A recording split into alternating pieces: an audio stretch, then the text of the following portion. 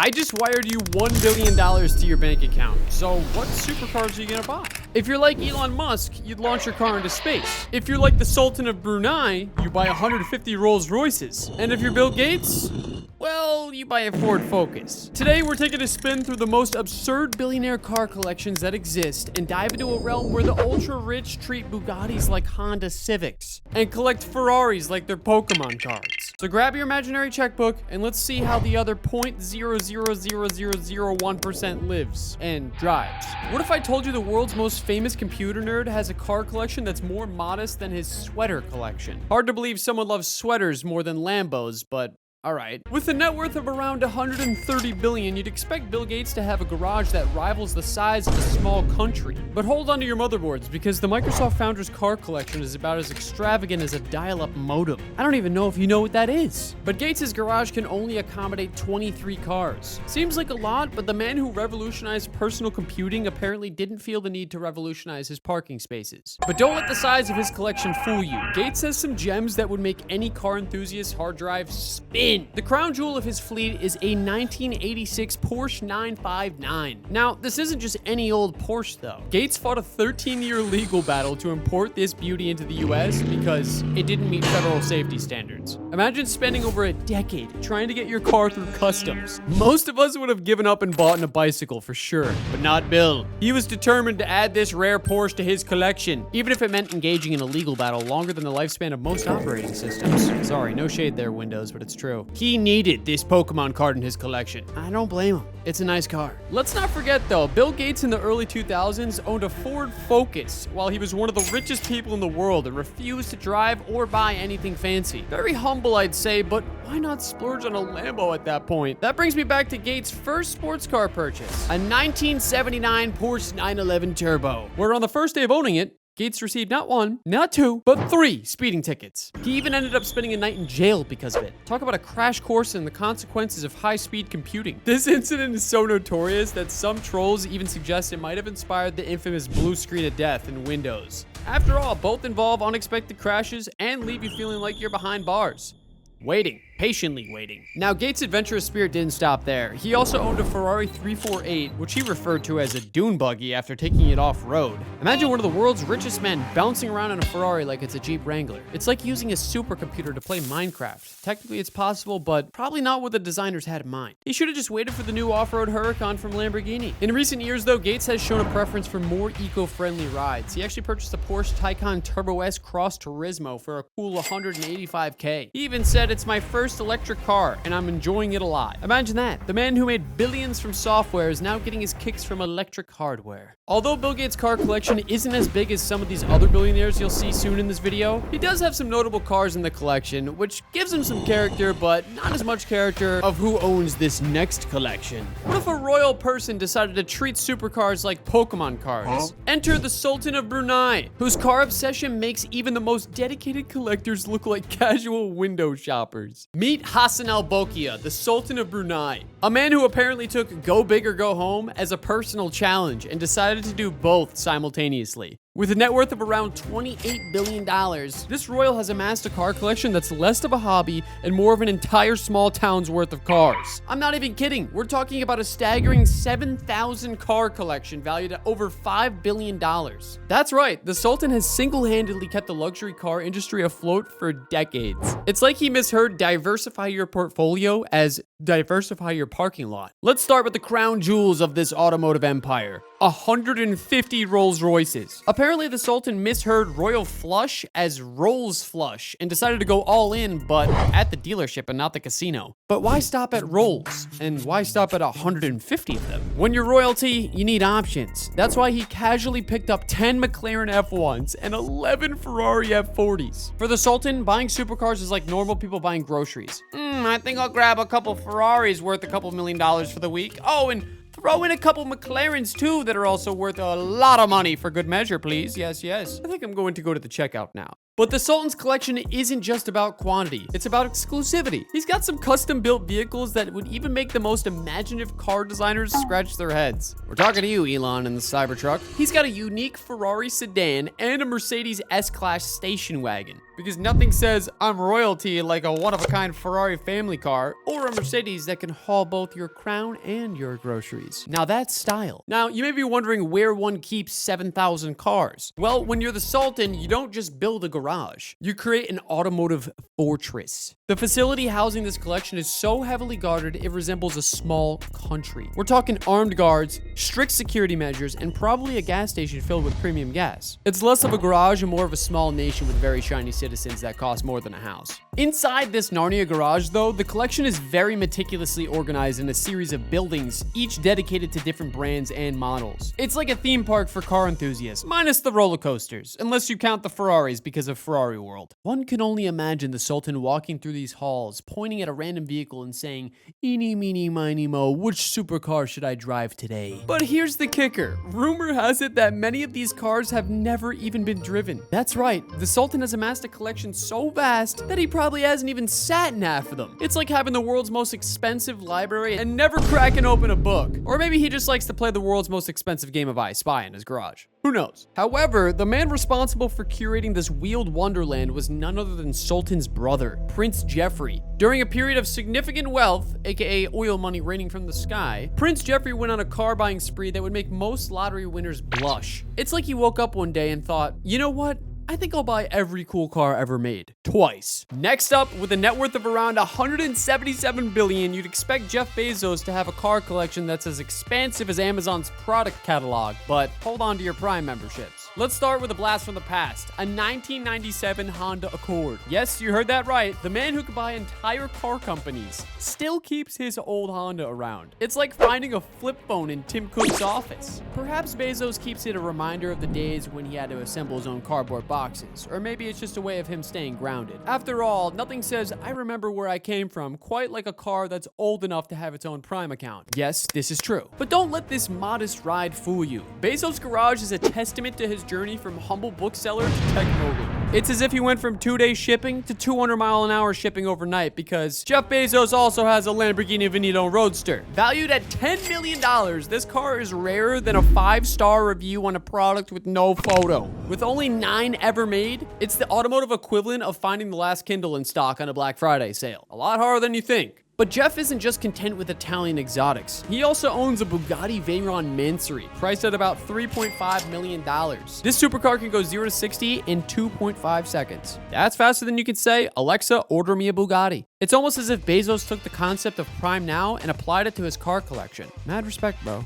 Mad respect. But wait, there's more. Like any good Amazon product page, Bezos' garage has items you didn't even know you needed. Enter the W Motors Lycon Hypersport. With only 7 ever made, this car is so exclusive, it makes Prime membership look like a freaking public library card. Well, I guess it kinda is already. In many ways, Jeff Bezos' car collection mirrors the evolution of Amazon itself. It started with something simple and practical like books, or in this case, a Honda Accord. Then, as the company grew, so did the ambition and extravagance.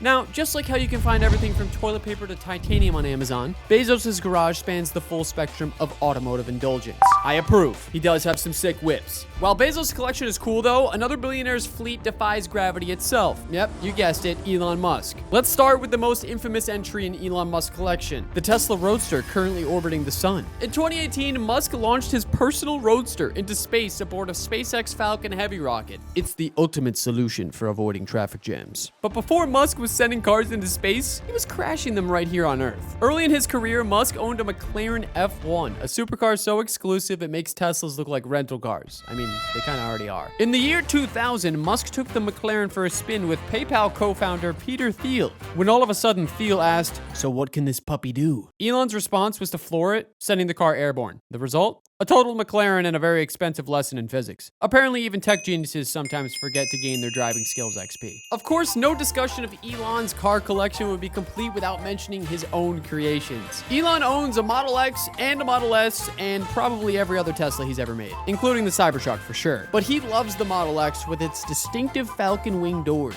It's his personal favorite. Elon insisted on perfecting these doors despite all the production delays, proving that sometimes style is worth the wait. It's like he's preparing for a future where all parking spaces are the size of phone booths. I love it. I'm all for it. But Elon's automotive interests aren't just limited to electric vehicles and accidental flight tests. In 2013, he purchased a 1976 Lotus Esprit for nearly $1 million.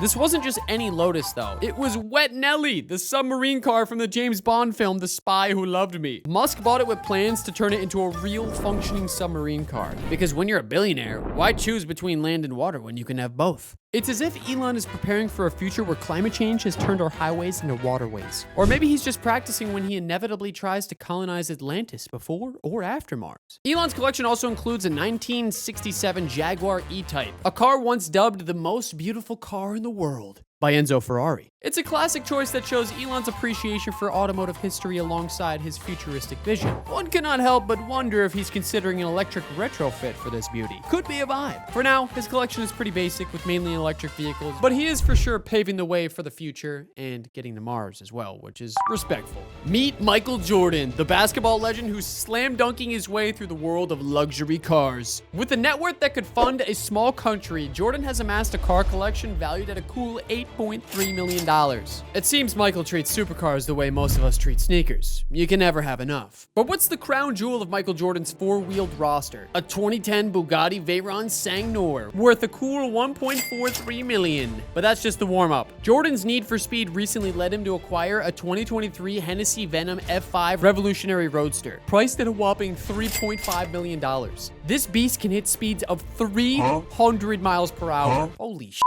Wait, there's more. Jordan's garage also houses a 2007 Mercedes McLaren SLR 722 edition, valued at $480K. Because when you're Michael Jordan, why settle for just one supercar? His collection is like an all-star team of automobiles, each one more impressive than the last. For those moments when Michael Jordan needs to dial it back a notch, though, he can always hop back into his 2005 Bentley Continental GT, only a mere $159K. It's a practical bargain for his lineup. But let's not forget his Ferrari collection, including a 1992 Ferrari 512 TR and a Ferrari 599 GTB Fiorano. It's like Michael Jordan's playing a real-life version of Gotta Catch 'Em All, but with supercars instead of Pokemon. Now, if you think Michael Jordan's collection is impressive, wait until you meet Sheikh Hamad bin Hamad Al Nahyan, also known as the Rainbow Sheik. This guy makes Jordan's car obsession look like a mild interest in comparison. The Rainbow Sheik's collection is so vast and varied, he had to build a pyramid-shaped museum to house it all. Yes, you heard that right, a pyramid. Because when you're royalty, why settle for a regular garage when you can have an architectural wonder?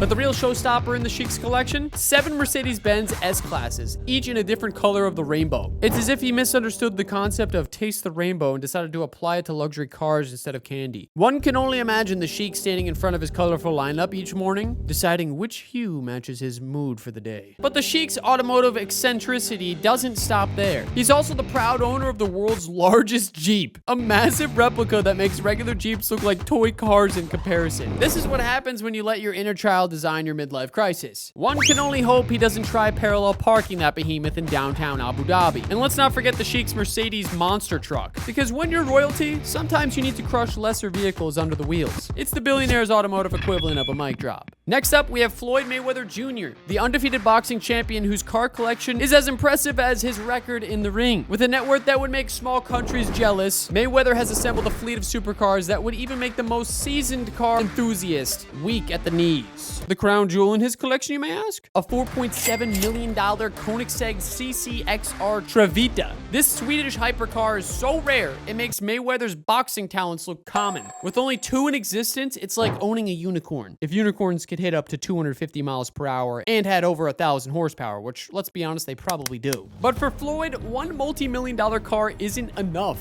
He's got a thing for Bugattis, treating these $2 million behemoths like they're boxing gloves. Apparently, you need a fresh pair for each fight. And how does he pay for these wheels? In true Mayweather fashion, of course. Josh Tobin, owner of Tobin Motor Cars, claims Mayweather often shows up with duffel bags full of cash. It's like he's preparing for a very expensive game of Monopoly. But instead of houses and hotels, he's buying cars that cost more than people's lifetime earnings. Now, if Mayweather's collection is a knockout, Steve Hamilton's is a technical KO. This wheel-selling mogul has amassed a $20 million car collection that would make even the most jaded billionaire do a double take. But here's the twist. Hamilton actually drives his cars. Imagine that, using all your cars for their intended purpose. It's like buying a painting and actually hanging it on the wall instead of locking it in a vault. Hamilton's garage houses around 30 cars, and it's growing constantly, with a big chunk being supercars, and he's got a bunch of hypercars as well. He's even got a McLaren Senna that used to belong to deadmau5, which actually got T-boned unfortunately and was totaled. RIP. Owning these mechanical marvels isn't just fun and games, apparently. Steve Hamilton spends $30,000 to $50,000 annually on maintenance and repairs. It's like he's single-handedly keeping mechanics' kids in college. Who knew being a car enthusiast could be so philanthropic? But all jokes aside, Steve is a really great billionaire, and he lets many people drive any car in his collection. It's awesome. But if you think Hamilton's collection is impressive, wait until you hear about Mark Pylock. This guy doesn't just have a car collection, he has a car nation. Pylock owns a staggering 442 vehicles, all housed in a 123,000 square foot facility. To put that into perspective, that's about the size of 2 football fields. You could probably see this garage from space if all the cars were parked outside. It may not be as big as the 7,000 car collection from earlier, but Pylock's collection is so vast and varied, it's less of a garage and more of a small nation with very strict immigration policies for non-classic cars. He's got the largest car collection of Yenko cars in the world, which is like saying you have the world's largest collection of 4-leaf clovers. Impressive, rare, and slightly obsessive. But Pylock doesn't stop at Yenkos. His Automotive United Nations includes everything from vintage classics to modern hypercars. He's even got over 50 original pace cars from the Indianapolis Speedway. It's like he's preparing for the world's most expensive and diverse parade. Hey, I would go. While it's not open to the public, Pylock's facility serves as a museum for private events and educational tours. It's like having a private museum, but instead of the Mona Lisa, you got 1969 Camaros smiling at you from all angles. Well, it's clear that these billionaire car collecting enthusiasts have taken their passion to ridiculous extremes. From the Sultan of Brunei's 7,000 car fortress to Elon Musk sending his roadster to space, we've seen billionaires that defy both gravity and common sense. Either way, it's clear that when it comes to cars, billionaires play in a league of their own. If you enjoyed this video, consider subscribing. We got plenty more videos on the way.